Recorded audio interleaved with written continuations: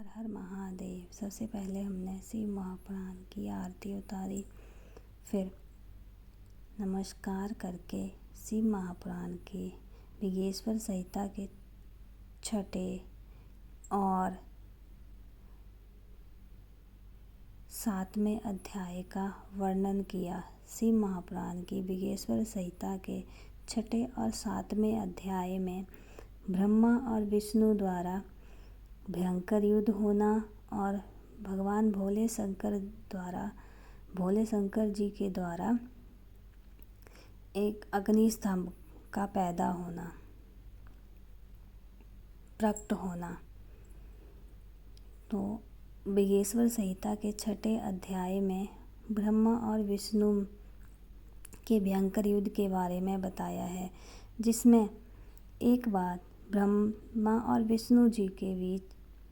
जी और विष्णु जी के बीच विवाद हो गया कि मैं बड़ा हूँ, मैं सृष्टि का पालन करता हूँ, मैं बड़ा हूँ, मैं सृष्टि को चलाता हूँ।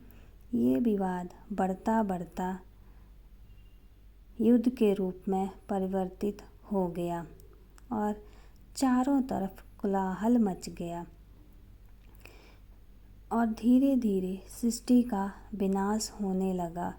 सभी देवी देवता इस युद्ध से बहुत परेशान हो गए, बहुत दुखी हो गए और उन्होंने सोचा अब क्या किया जाए।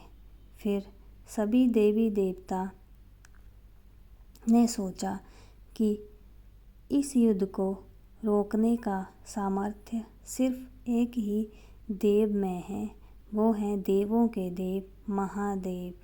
तो सभी देवी देवता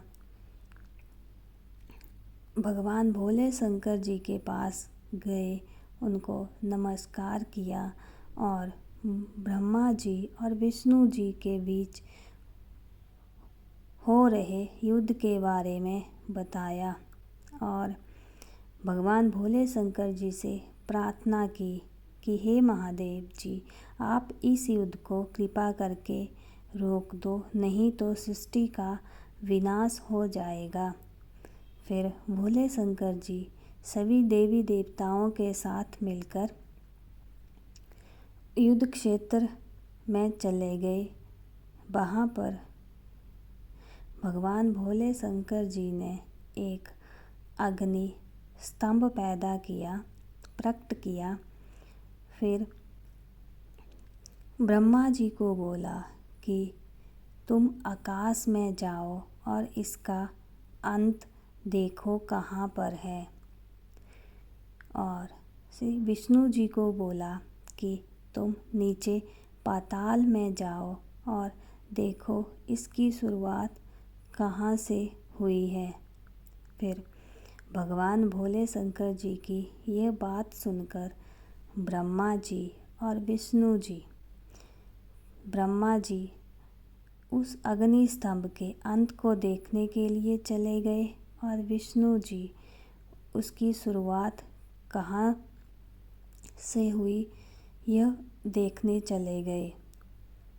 काफ़ी समय बीत गया, काफ़ी सदियाँ बीत गई तो विष्णु भगवान जी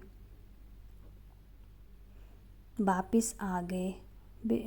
उन्हें उस अग्नि स्तंभ की शुरुआत नहीं मिली और वे हताश होकर वापस आ गए। फिर ब्रह्मा जी को उसी अग्नि स्तंभ में केतकी नाम का एक फूल घूमता हुआ मिला।